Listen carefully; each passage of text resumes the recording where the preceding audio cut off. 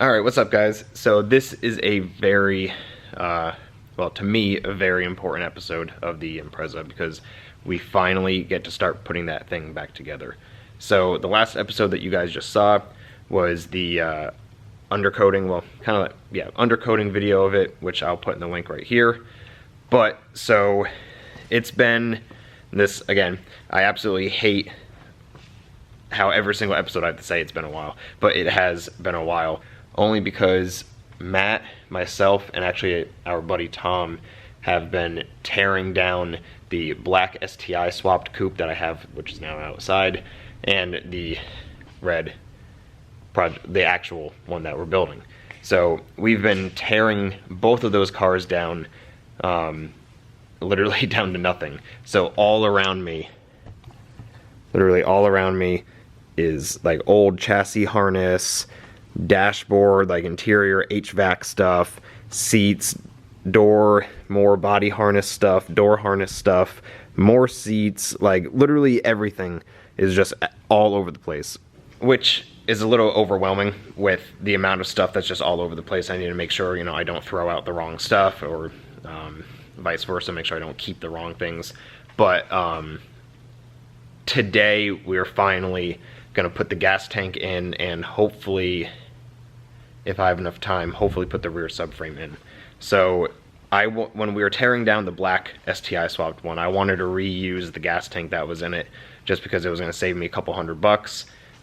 It didn't seem like it was leaking. I didn't really ever drive the car. I drove the car maybe like 20 miles or so, but it never really dropped. It never dropped any gas on the ground. So I figured it was going to be okay, but unfortunately when we were taking it apart, Matt went to go take these lines off and they're just completely smoked. Both of these, this one's literally just about to rip off. So I had to make the decision and obviously get a new tank for it, which at the time I didn't know they made aftermarket tanks for them. I kind of figured I was just going to have to buy an OEM one, which the OEM one was almost $600 for it. And that was going to be quite a bit of money to spend on a gas tank when I could be spending it elsewhere on the car. But luckily, I randomly searched Rock Auto, and they actually sell replacement gas tanks. I forget what the brand is. If I could find the packing slip, I'll tell you guys what, or in the description below I'll put the brand of the gas tank. But it is an OEM replacement. The two fuel lines and the evap line I had to remake myself. I don't usually ever go on forums, but I actually looked on a forum and it gave me more confidence to be able to just make new lines. So this is what I just ended up doing now, right before I was filming. But I just got some aluminum tubing. I forget what diameter it was, but it was the same diameter as what the original fuel lines were. And then some of these I was able to reuse, like these back here, the rollover valves. I was able to reuse that, reuse this transfer, this connecting line, but the high pressure line and then the return lines I just had to remake, and they come back down over here. Same with this, is just the evap line, so this comes down over here too. And that's about it. Other than that, I have this line that comes over here, which I ended up breaking the valve when I took it off of this one. It's actually right there. So I'm just gonna have to order a new one of those, new bracket, and then a new valve for that. But that won't be that big of a deal. And then that's it. So this is ready to go back in. There was this harness for right here. Came over and it was like pinched in here on the original tank, which I actually thought the wire somehow went through. So Matt and I couldn't get it out, so Matt and I, we just cut it when we were taking the tank out. But luckily, it was just, I didn't know if maybe there was a different harness that goes through or something really sketchy, but no, it was just pinched. So I was able to just do two solders right here, put some heat shrink and electrical tape over it. So now this whole harness is for the fuel pump, and then the, if I could grab it, the one that's over on the driver's side. So that's all set for the tank. And then another thing I had to do was remake the rear brake lines. So originally I wanted to buy just OEM replacement ones from Subaru, but they were discontinued. I would say, obviously, because probably everybody and their grandma bought them because they all rot out about here. So I bought some stainless steel line, same as I did with my green Impreza, and I just remade these two lines. I bought a new junction block, and now these surprisingly were fine, so I didn't need to replace those lines. But they just run right up the frame, they go right over here, come over up and around, and then they go right into the areas where the brake hoses will go. And then the only other thing I did off camera was just I installed the new fuel filler, then also just the breather, the vent breather. I did that, and then also I got the JDM rear bumper bar on there. So that's what I've been doing off camera. Well, same with the new parking brake cables. I figured they would be easier to get on without the tank. I couldn't remember if these were blocked or not by the tank, so just to be safe, I wanted to throw those in quick. But now we are ready to put this tank in. I wish I had my transmission jack. My brother still has that, but I think I'm just going to put the tank on that cart over there and then just lower the car down on top of it and get this tank finally in here. It's going to look so nice. Matt and I always just keep on saying that this car, the underside of it being all bed linered and stuff, and it's all perfectly clean, perfectly spotless, that throwing the new tank in, the nice shiny clean tank with nice shiny subframes and stuff, I'm literally never going to want to drive this car because it's so new, so nice. This is the first car that I'm doing, literally, I would consider this literally a ground up restoration job on, and it's coming out exactly how I wanted it so far. So let me try and figure out how to get the tank to sit on this, and I need to go grab the gas tank straps that I cleaned up and painted, and then I'm just going to time lapse me trying to get the tank in by myself.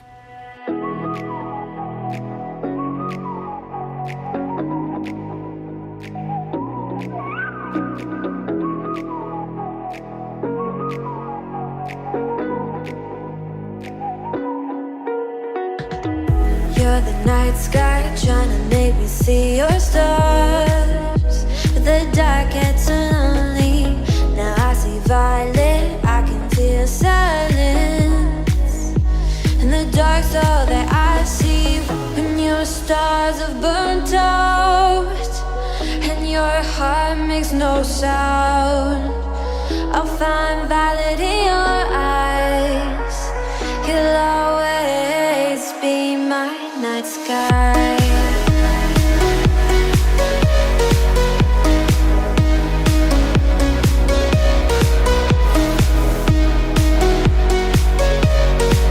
You'll always be my night sky.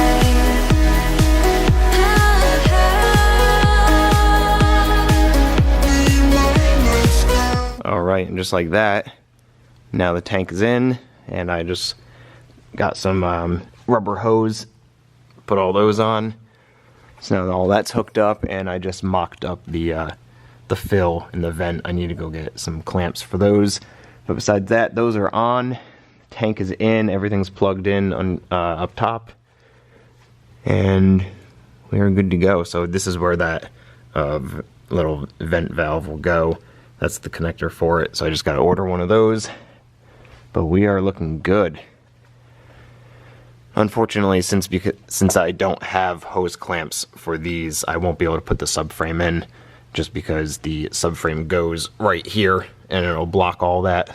So I'm gonna have to wait until I get some hose clamps for that. But it is now all back together with a fresh new tank. I'm excited about that. First new shiny part in. Alright, so we're back again 2 days later. I got those hose clamps that I need for the fuel filler neck and the vent. Behind me on the table is all the suspension and subframe that's going in the rear end. But first, what I just realized is in order to get the white line rear sway bar, I guess I'll just call it mount, one of the bolts, which I don't know if I can find it on here on camera, one of the bolts is, oh, here it is. This bolt hole right here is covered by the fuel filler neck, so I'm just gonna have to unbolt the shield real quick and then just loosen this 10. Probably take this hose off and just slide it out of the way quick, just so I could get the bracket on first. Then I'll put the hose, the fuel filler neck back on, and then throw the hose clamps on. That way then we can throw all the subframes and stuff in. I forgot that is a pain to try and do with the fuel filler. Still, I'm actually attached on there, so it'll be easier just to move it out of the way right now, so then I'm not fighting the fuel filler when I'm trying to tighten that bolt and then potentially cross thread it. So I feel a little lonely today because usually whenever we do suspension at the shop, it's Matt and myself, but I got no Matt today, so it's just me.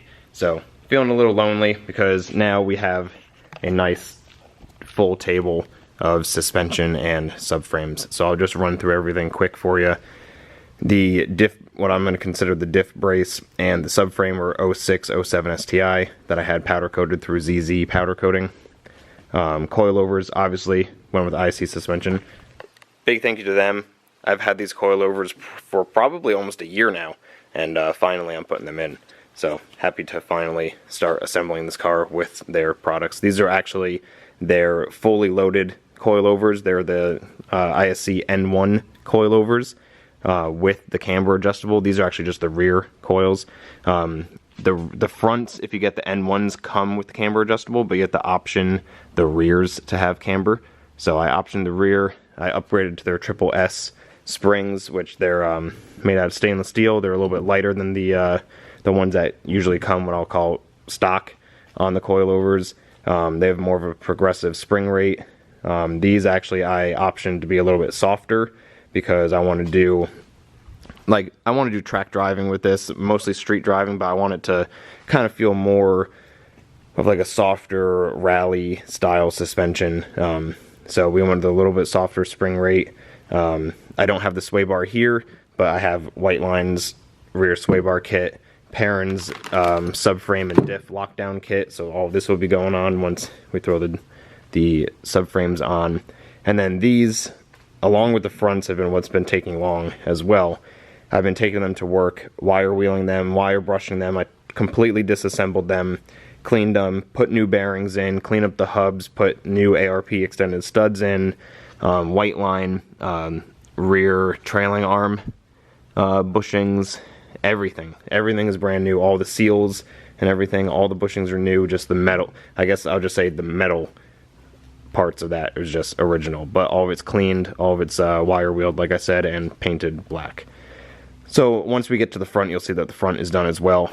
And then for the lateral links and the trailing arm, I went with True Heart arms. These were fairly affordable, and I didn't want to get something.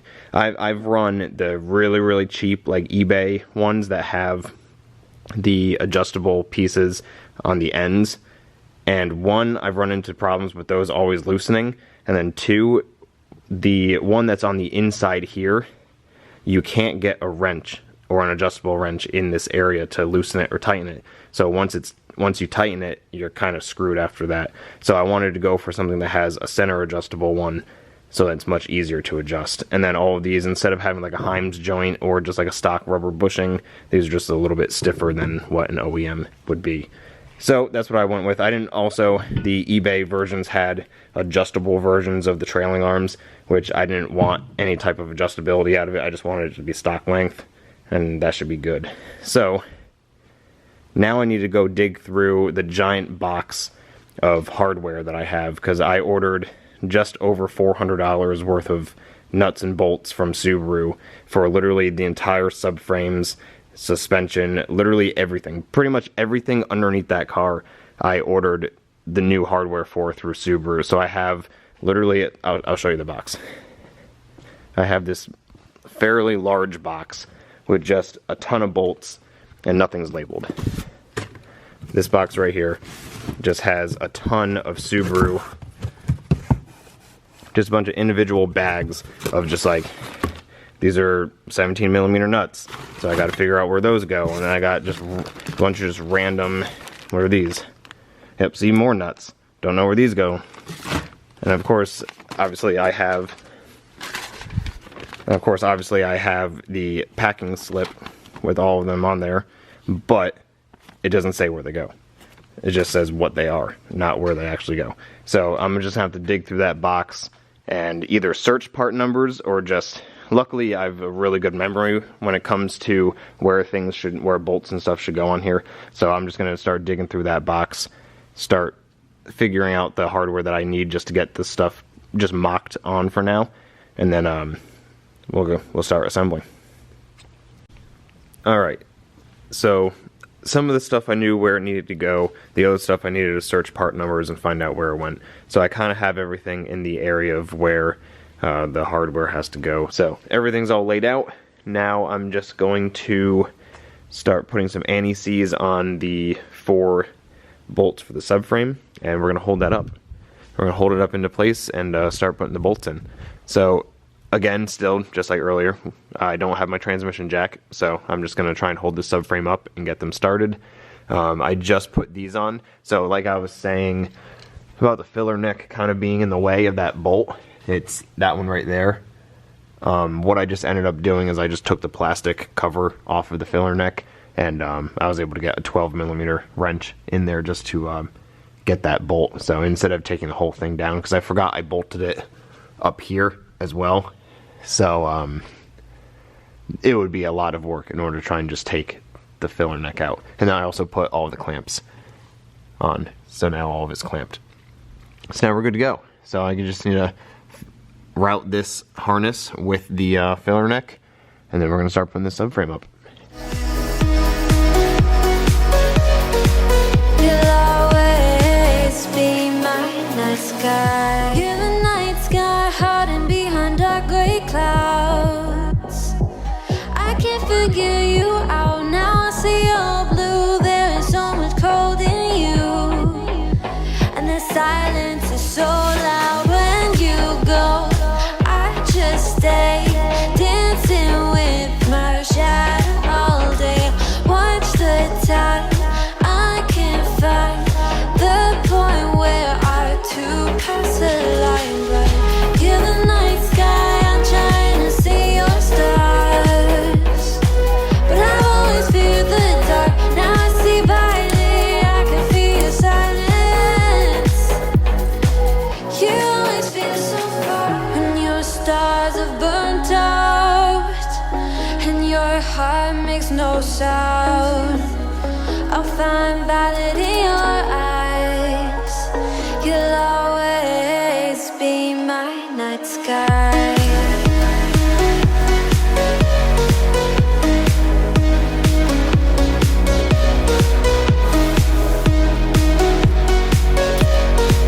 You'll always be my night sky.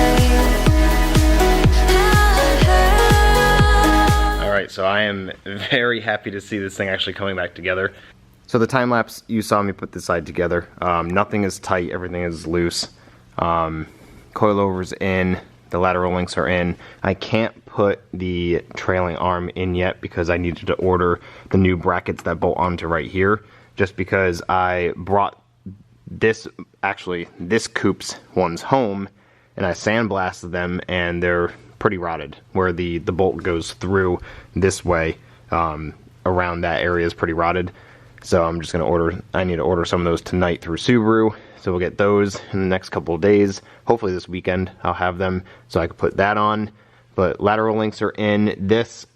They have an L left and right, which was nice. But these, I don't know if you saw in the time lapse, these were actually aimed upwards. They had these swapped from either side. These are supposed to aim down and they aimed up, so I had to take this side back apart and swap that out. I thought it looked a little bit weird because this was really close to the brake line up here and it didn't look right, and this was with the suspension at full droop, which granted I haven't adjusted the ride height yet. It still looks like it's too tall because the arms actually point upwards, but this looks so good.